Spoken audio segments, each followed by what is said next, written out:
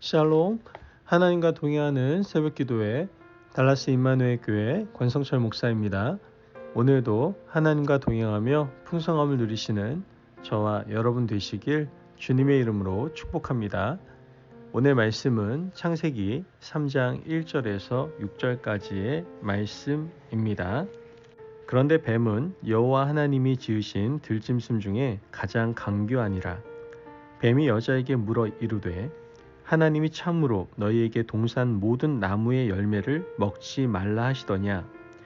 여자가 뱀에게 말하되 동산 나무의 열매를 우리가 먹을 수 있으나 동산 중앙에 있는 나무의 열매는 하나님의 말씀에 너희는 먹지도 말고 만지지도 말라 너희가 죽을까 하노라 하셨느니라. 뱀이 여자에게 이르되 너희가 결코 죽지 아니하리라. 너희가 그것을 먹는 날에는 너희 눈이 밝아져 하나님과 같이 되어 선악을 알 줄 하나님이 아심이니라. 여자가 그 나무를 본즉 먹음직도 하고 보암직도 하고 지혜롭게 할 만큼 탐스럽기도 한 나무인지라. 여자가 그 열매를 따먹고 자기와 함께 있는 남편에게도 주매 그도 먹은지라. 아멘. 하나님의 말씀입니다. 여러분, 오늘 창세기 3장에서는요 원죄에 대해서 이야기하는 것을 보게 됩니다. 우리는 원죄에 대해서 너무 많이 듣지 않았습니까? 우리는 태어날 때부터 죄인이다. 다 들으셨죠?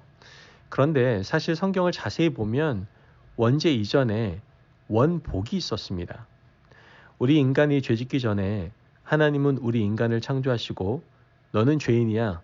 너는 이렇게 하면 안 돼. 라고 말씀하신 것이 아니라 가장 처음에 인간을 창조하시고 하나님이 인간에게 하신 말씀은 복이 있으라 였습니다. 생육하고 번성하여 땅에 충만하라. 창세기 1장에서 하나님께서 인간에게 하셨던 그 말씀을 우리는 원복이라고 말합니다. 하나님이 에덴 동산을 만드시고 이 동산에 있는 모든 것을 다 먹고 누려라. 그러나 한 가지는 하지 마라. 여러분, 이것이 우리에게 원복 아니겠습니까? 원래 주셨던 복이 원복입니다. 하지만 하나님이 주셨던 원복을 누리지 못하고 우리 인간에게 죄가 들어옴으로 복의 누림은 깨어지게 되었던 것이죠. 더 안타까운 것은 그 복이 깨어짐으로 하나님과 우리 인간의 관계에도 금이 갔다라는 거예요. 오늘은 인간에게 어떻게 죄가 들어오고 어떤 식으로 하나님이 주셨던 태초의 복이 소실되었는지 함께 살펴보고자 합니다. 1절 말씀을 보면 뱀이 말합니다. 그런데 뱀은 여호와 하나님이 지으신 들짐승 중에 가장 강교하니라. 뱀이 여자에게 물어 이르되 하나님이 참으로 너희에게 동산 모든 나무의 열매를 먹지 말라 하시더냐. 여러분, 여기서 뱀의 질문을 잘 보셔야 돼요. 뱀이 모르고 물었을까요? 알고 물었을까요?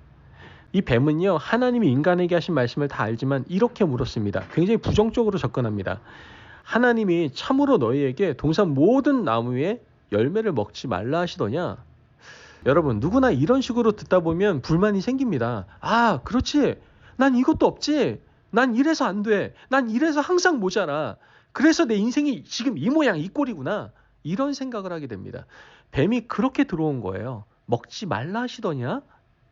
하지만 다시 정신을 차리고 생각해 보면 여러분, 우리에게 허락된 것이 얼마나 많은지 모릅니다. 에덴 동산에서 하나님이 아담과 하와에게 주셨던 것은 99.9%의 자유였습니다. 모든 것을 다 누려라. 모든 것을 다 먹어라. 내가 하고 싶은 것은 다 해라. 동물들의 이름을 짓는 것부터 내가 먹는 것까지 다 누려라. 그러나 한 가지만은 하지 않았으면 좋겠다. 하나님은 지금 그렇게 말씀하셨어요. 우리에게 허락된 자유가 99.9%인데 누리고 있는 자유에 대해서는 전혀 언급을 하지 않습니다. 한 가지 금지된 것만 파고드는 것이죠. 사탄은 우리에게 이렇게 들어옵니다. 부정적으로 다가온다라는 거예요.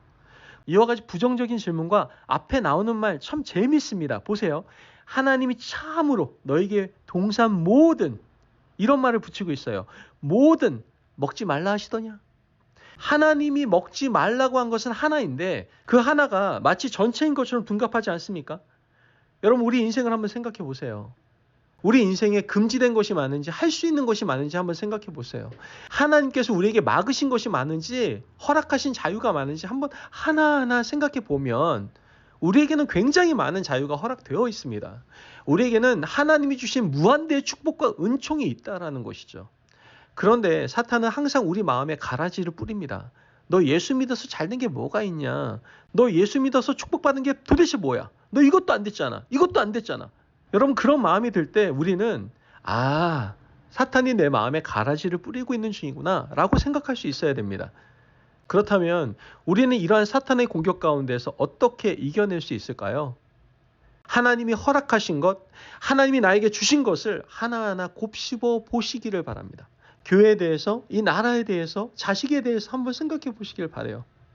여러분, 생각해 보면 못하는 것, 안 되는 것, 또 다른 자식과 비교해서 모자란 것만 눈에 보이면 가정의 평화 다 박살납니다.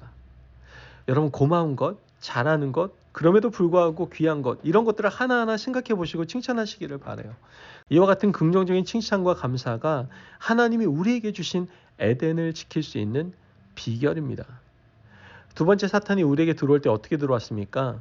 3절 말씀을 보면 동산 중앙에 있는 나무의 열매는 하나님의 말씀에 너희는 먹지도 말고 만지지도 말라 너희가 죽을까 하노라 하셨느니라. 여러분, 이 말씀은 하와가 한 말입니다. 하와는 지금 뱀이 이렇게 묻는 말에 대해서 헷갈리기 시작했던 거예요. 너희는 먹지도 말고 만지지도 말고 너희가 죽을까 하노라. 이것은 하나님의 말씀을 가감하는 행위입니다. 하와는 말씀을 더했습니다. 만지지도 말라. 이 말씀은 하나님께서 하신 적이 없어요. 먹는 날에는 정령 죽으리라 말씀하셨는데 만지지도 말라라고 말씀하신 적은 없습니다. 말씀을 더하고 있습니다. 또한 하와는 말씀을 뺐습니다. 정령 죽으리라 했는데 죽을지 안 죽을지 잘 모르겠다. 하나님의 말씀을 빼고 있는 거예요. 하나님의 말씀을 자기 임의대로 보태거나 빼는 것, 이것은 사탄이 지금 우리를 유혹하고 있다는 증거입니다. 여러분, 에덴의 사탄이 우리에게 들어올 때요, 말씀을 혼란스럽게 했어요. 말씀을 어지럽힙니다. 이 모든 것이 바로 사탄이 하는 짓이다라는 것이죠. 여러분, 뱀은요, 하나님이 말씀하셨던 사실을 빼고 있고 또 더하고 있습니다. 하나님이 참으로 너에게 동산 모든 열매를 먹지 말라 하시더냐. 지금 뱀은 하나님의 말씀을 왜곡하고 있는 겁니다. 거기에 동조되어서 하와가 먹지도 말고 만지지도 마라. 먹는 날에는 죽을까 하노라. 이와 같이 말씀이 헷갈릴 때 뱀은 기회를 놓치지 않습니다. 4절 말씀을 보면 뱀이 여자에게 이르되 너희가 결코 죽지 아니하리라. 하나님은 내가 먹는 날에는 반드시 죽으리라 했는데 마지막 결론은 결코 죽지 아니하리라 라고 말합니다. 왜 이런 일이 벌어진 겁니까? 말씀 위에 굳게 서 있지 못했기 때문에, 말씀을 알되 대충 알고 있었기 때문에 그렇습니다. 알면 제대로 알고 제대로 알아야 말씀 위에 굳게 서 있을 수 있는 겁니다. 그래서 뱀이 헷갈리는 하와를 마지막에 강하게 공격하지 않습니까? 결코 죽지 아니하리라. 말씀에 대한 진리와 사실들을 흔들어 놓고요, 그 다음 뱀이 공격하는 마지막 무기가 있습니다. 5절 말씀을 보면 너희가 그것을 먹는 날에는 너희 눈이 밝아져 하나님과 같이 되어 선악을 알 줄을 하나님이 아심이니라. 하나님과 같이 되리라. 이렇게 말합니다. 이게 뭡니까? 교만입니다. 뱀이 인간을 유혹할 때 마지막으로 인도하는 길은 교만입니다. 하나님과 같이 된다. 여러분, 하나님이 에덴에서 금지한 것은 딱 하나, 선악을 알게 하는 나무, 그 열매였습니다. 그 선악을 알게 하는 나무는 어디 있었습니까? 동산 한가운데 있었습니다. 하나님께서 선악을 알게 하는 나무를 동산 가운데 두신 이유는 무엇입니까? 선악을 알게 하는 나무를 볼 때마다 하나님을 기억하라고 하는 뜻이었을 겁니다. 그런데 그 선악을 알게 하는 열매를 먹음으로 하나님을 잊어버리게 되는 것이죠. 어떻게 보면 자신의 인생에 하나님을 제거해 버리는 것이었습니다. 그렇게 되면 어떻게 되겠습니까? 내가 왕이 되고 내가 주인이 되는 겁니다. 여러분, 알고 보면 우리 인생에 선악과가 있는 인생이 얼마나 복인 줄 모릅니다. 하나님을 모시고 사는 인생 얼마나 아름답고 복됩니까? 그런데 그 인생 가운데 하나님을 제거하는 것이 바로 교만이다라는 것이죠. 교만의 죄는 다른 데 있는 것이 아니라 말씀에 굳게 서 있지 못할 때 들어오게 됩니다. 인간에게 죄가 들어온 것은 부정적으로 생각할 때, 말씀에 굳게 서 있지 못할 때 교만이 들어오게 됩니다. 그래서 인간은 원복을 누리지 못하고 원죄 가운데에서 또 빠져서 살아갈 수밖에 없는 겁니다. 여러분, 오늘 인간의 불행을 우리 함께 살펴보았습니다. 좀 거꾸로 생각하면 됩니다. 긍정적으로 살면 되고 하나님 말씀 굳게 붙잡고 살면 되고 우리 인생에 항상 하나님을 모시고 내 인생의 선악을 알게 하는 나무 한 그루를 붙들고 살면 됩니다. 그러므로 하나님과 함께 하시는 원복의 기쁨을 우리 인생 가운데 늘 누리며 살아가시는 저와 여러분이 되시길 주님의 이름으로 축복합니다. 아멘. 기도하겠습니다. 사랑이 많으신 아버지 하나님 감사합니다. 오늘 우리에게 귀한 말씀의 은혜 허락하심을 감사합니다. 하나님께서 우리에게 이미 원복의 기쁨을 허락하셨습니다.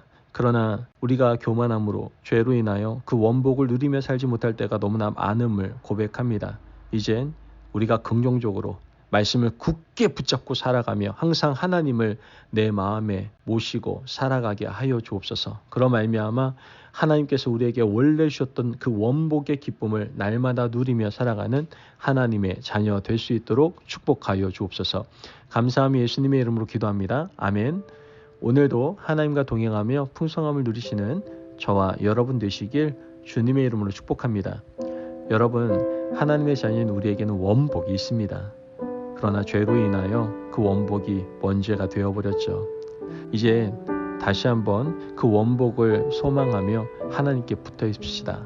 하나님의 말씀을 굳게 붙잡고 하나님께서 우리에게 허락하시는 놀라운 복을 항상 누리며 기쁨 속에 살아가시기를 간절히 바랍니다. 말씀 안에 승리하십시오.